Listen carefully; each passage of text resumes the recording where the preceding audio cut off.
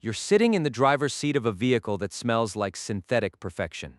The leather is pristine, the touchscreen glows with a crisp, high-definition interface, and the engine purrs with a quiet confidence that feels like an upgrade to your entire identity.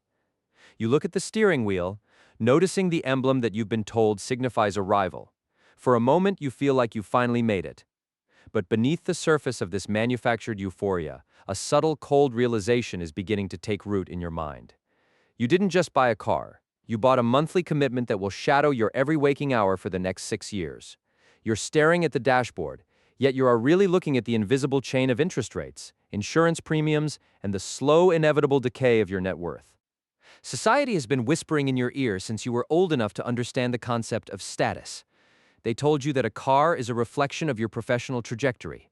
They suggested that if you're 30 years old and driving a vehicle that is 5 years old, you are somehow failing to signal your worth to the world. You watched your peers trade in their sedans for SUVs, swapping one debt cycle for a more expensive one, convinced that the upgrade was a reward for their hard work.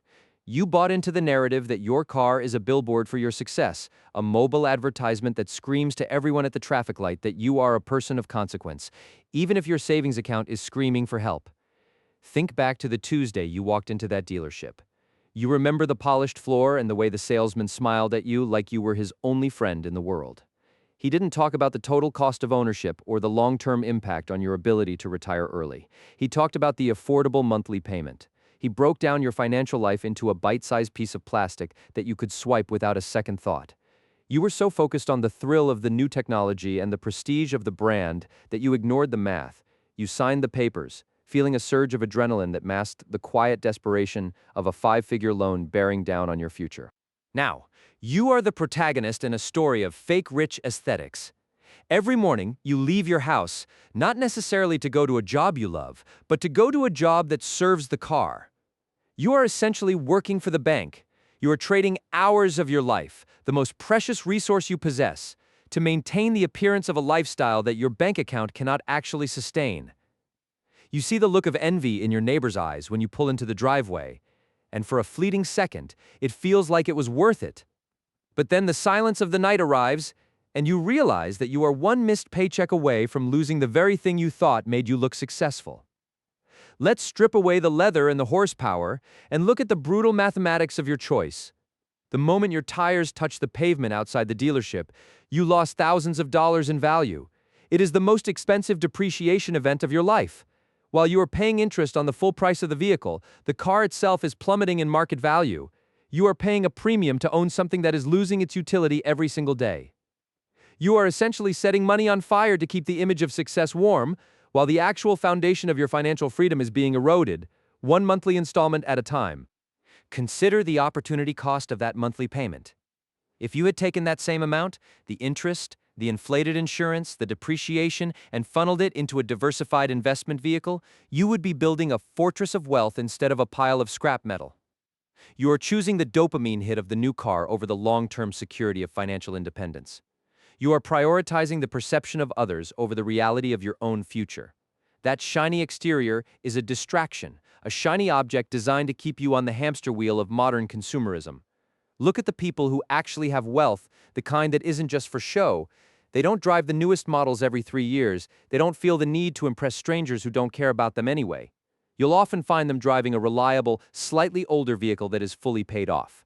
They understand that a car is a tool, not a trophy. They have mastered the art of stealth wealth, living comfortably below their means so that they can achieve the ultimate luxury, the freedom to choose how they spend their time. While you are worried about the next scratch on your bumper, they are worried about their compounding interest. It is time to change the script.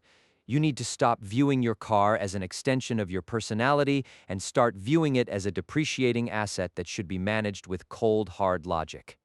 The trap is designed to keep you broke because a broke person is a predictable person. A person with debt is a person who cannot take risks, cannot start a business, and cannot walk away from a toxic work environment. The car is the anchor that keeps you tethered to the shore, preventing you from sailing into the life you actually want to live. Imagine the peace of mind that comes with owning your vehicle outright. No monthly payment, no anxiety when you see a collection letter in the mail, no need to work overtime just to cover the interest on a depreciating piece of machinery. When you buy a used car with cash, you are reclaiming your autonomy. You are saying that your financial peace is more important than the temporary validation of a brand logo. You are choosing to invest in your own future rather than the profit margins of a car manufacturer. This isn't about deprivation, it's about redirection. You can still drive a comfortable, safe, and reliable car without being a slave to a high-interest loan. The goal is to maximize your utility while minimizing your expenditure. When you buy a reliable used car, you bypass the initial depreciation curve. You let someone else take the massive hit on the value, and you step in to benefit from the years of reliable service that remain. That is the secret of the financially savvy. It is not about what you can afford to pay per month. It is about what you can afford to pay in total. Think about the power of the money you save. Every dollar that doesn't go to a car payment is a dollar that can be put to work for you. Over a decade, those savings, when compounded in the market, could turn into a significant nest egg. You are essentially choosing between a shiny driveway and a future of total financial independence. It is a simple choice, yet it is one that most people are too afraid to make because they are terrified of what others might think of them. But here's the truth. Nobody is thinking about you as much as you think they are. They are too busy worrying about their own loans, their own status symbols, and their own fake rich lives. You are the only one who has to live with the consequences of your financial decisions. You are the only one who has to deal with the anxiety of a bank balance that stays flat because your money is flowing directly into the pockets of lenders.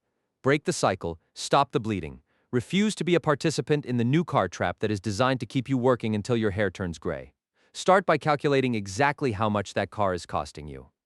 Don't just look at the monthly payment.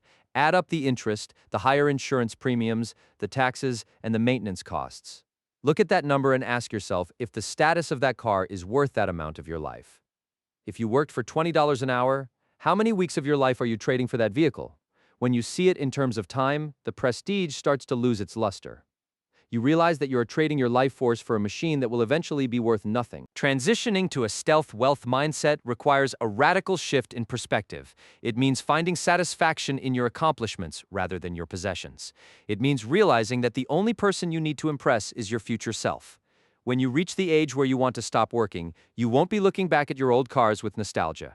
You will be looking at your portfolio, your investments, and your freedom. You will be grateful that you had the courage to drive the older car so that you could live the life you deserved. This is your moment to reclaim your path. Don't let the marketing departments of car companies dictate your financial choices. Don't let the peer pressure of your social circle determine your net worth. You have the power to decide that your life is worth more than the brand of your vehicle. You have the power to build a life of substance, not just a life of style. Start today by looking at your finances with honesty and deciding that you're finished with the trap. You're ready to build something that lasts, something that is truly yours, and something that will set you free.